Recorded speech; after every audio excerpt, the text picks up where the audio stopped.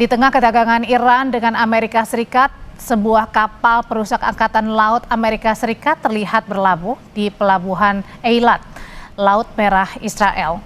Rekaman yang ditayangkan oleh Channel 12 News Israel ini menunjukkan USS Delbert D. Black berlabuh di pelabuhan tersebut dengan puluhan pelaut yang terlihat di dek kapal. Seorang pejabat militer Israel mengatakan kedatangan kapal itu merupakan peristiwa rutin. Mengulas bagaimana kelanjutan negosiasi Amerika Serikat dengan Iran terkait dengan peluncuran nuklir, sore ini kita bahas bersama Evata Filomeno Borromeu Duarte, dosen ilmu politik Universitas Udayana. Selamat petang, Mas Evata. Selamat petang, Mbak. Terima kasih. Iya, dan hadir juga sore hari ini ada mantan Duta Besar Indonesia untuk Iran, Dian Wirangjurit. Selamat malam, selamat sore Pak Dian. Selamat sore Mbak Audrey, selamat sore pemirsa. Iya, saya mau nanya ke Mas Evata dulu. Mas Evata, kalau dilihat dari kacamata Anda, sebenarnya seberapa efektif ancaman Amerika Serikat ini bisa menekan Iran dalam hal negosiasi nuklir? Baik, yang paling pertama kita harus memahami bahwa situasi Iran dalam peperangan kali ini tidak sendirian. Sehingga bisa kita katakan diplomasi memang cukup terlihat agak terlambat. Melihat bahwa tadi sudah disampaikan bahwa belum ada satu etiket yang baik yang bisa dilihat Iran dalam negosiasi ini, tetapi pintu masih tentunya terbuka. Namun eskalasi ini tentu tidak dapat dibendung lagi, dan apa yang disampaikan bukan cuma retorika diplomatis biasa.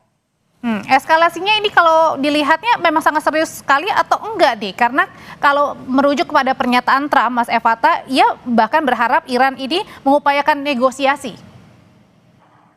Baik. Iran dianggap oleh Amerika kali ini sebagai aset bermasalah, sehingga meratakan Iran secara total memang tidak diperlukan.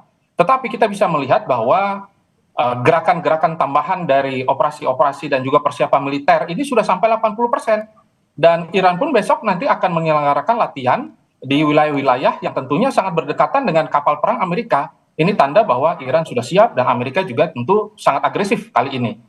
Oke, kalau gitu dengan sama-sama kedua negara ini sudah siap untuk berperang, Pak Dian, seberapa besar perang ini kemungkinan akan bisa terjadi?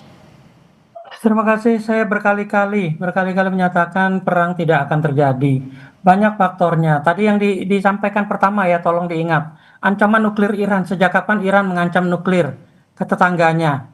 Yang punya nuklir itu yang jelas de facto punya nuklir itu Israel, yang dikelilingi oleh negara Arab. Loh, ancamannya kok dibilang Iran, yang sampai saat ini belum terbukti punya senjata nuklir. Bahwa dia punya program nuklir, iya. Masalahnya diperdebatkan apakah program nuklir itu bisa membuat senjata nuklir atau tidak. Itu masih proses cerita yang butuh waktu verifikasi. Jadi tidak benar kalau dibilang Iran mengancam tetangganya dengan senjata nuklir. Sama sekali tidak benar. Yang mengancam adalah Israel. Kedua, tadi disampaikan bahwa Amerika sudah mengerahkan kapal-kapal. Satu sudah merapat di Pelabuhan Eilat. Pelabuhan Eilat itu di Laut Merah. Di Laut Merah itu masih jauh dari Iran. Kalau dia mau mendekati Iran, dia harus keluar lewat selat yang diapit oleh Djibouti. Itu baru sampai Lautan Hindia. Nah, di Lautan Hindia itu berkumpul kapal-kapal Amerika yang sebelumnya, termasuk Abraham Lincoln, kapal induk. Nah, kalau dibilang perang, ya masih jauh. Apalagi, tolong diingat, hari-hari ini adalah menjelang Iran merayakan hari nasionalnya, hari revolusinya yang ke-47. Artinya apa sih? Nah, tadi disebutkan latihan perang dengan Cina dan Rusia, itu juga indikasi bahwa Iran sekarang lebih siap. Kedua, sejalan dengan peringatan hari revolusinya, sudah pasti yang disiapkan Iran itu luar biasa dari persiapan sebelumnya. Oke, kalau gitu dengan masuknya kapal induk Amerika menuju ke Iran, terus kemudian Trump juga selalu menarasikan terbuka untuk negosiasi, jangan sampai nanti membuat hal-hal yang tidak diinginkan. Pertanyaannya, untuk apa kalau gitu Trump ini ngomong seperti itu kepada Iran gitu? Apakah ini jangan-jangan hanya gertak sambal aja kepada Iran supaya Iran takut? Saya cuma mau menegaskan, ini hanya gertak sambal Amerika yang dilakukan dari waktu ke waktu dengan berbagai intensitasnya. Tujuannya? Tolong diingat, tujuannya ya hanya mengalihkan perhatian dari masalah dalam negerinya, belum lagi dia sudah berbuat ulah di Venezuela, sekarang dia mau coba di Ukraina ternyata nggak berhasil, di Taiwan nggak berhasil, mungkin dia mencoba minta perhatian di Timur Tengah dengan mengerahkan kapal-kapalnya ke arah lautan Persia yang sampai sekarang Teluk Persia yang sampai sekarang belum sampai itu, mereka masih jauh. Dan kalau dibilang Oke. ancaman, ya buat saya apanya yang mengancam, karena perang Israel dan Amerika dulu kan membuktikan Israel yang jauh itu aja bisa ditembus meskipun mereka punya Iron Dome yang melindungi negara itu.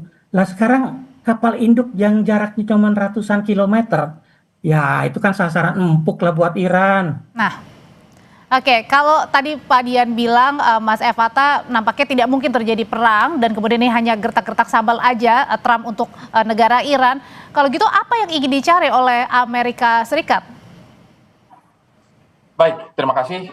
Tentu ini berangkat dari satu data ya, bahwa Amerika Serikat kali ini sudah menerapkan satu doktrin perang yang baru. Kita bisa melihat bahwa apa yang terjadi di Venezuela dengan penggunaan diskombobulator ya, satu alat yang tentunya nanti akan digunakan kembali dalam perang atau eskalasi yang mungkin nanti akan meningkat di Iran. Ini tanda bahwa sebenarnya Donald Trump tidak sedang bermain-main, dan ini merupakan satu upaya dan daya keseriusan Donald Trump untuk segera mengamankan situasi yang nanti mungkin akan menimpa Israel itu sendiri. Kita bisa melihat bahwa sebenarnya penebalan pasukan ini untuk mencegah serangan ganda ya, mungkin nanti akan terkait dengan konfrontasi dengan Hizbullah, dan juga ada konfrontasi-konfrontasi yang mungkin bisa mengenai Israel. Dan ancaman Iran itu tentu sudah tidak main-main. Mereka juga mengancam beberapa titik-titik lokasi untuk nanti dijatuhi bom nuklir, dan penebalan ini tentu untuk mempertahankan apa yang nanti mungkin akan terjadi terhadap Israel sebagai aliansi utama Amerika Serikat itu sendiri. Dan kita bisa melihat bahwa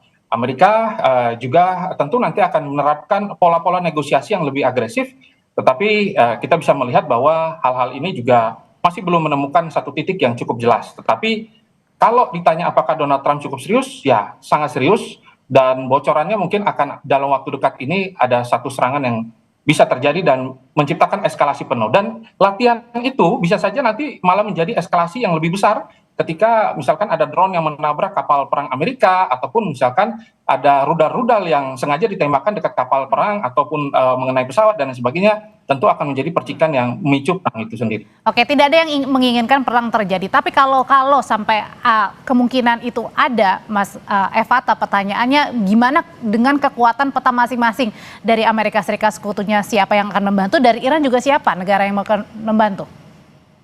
Baik, dalam beberapa catatan kita bisa melihat bahwa ternyata Iran kali ini telah dibantu intelijennya oleh MSS Cina ya. Jadi kita bisa melihat bahwa Cina memberikan kunci dan juga akses real time untuk melihat situasi pergerakan kapal Amerika Serikat.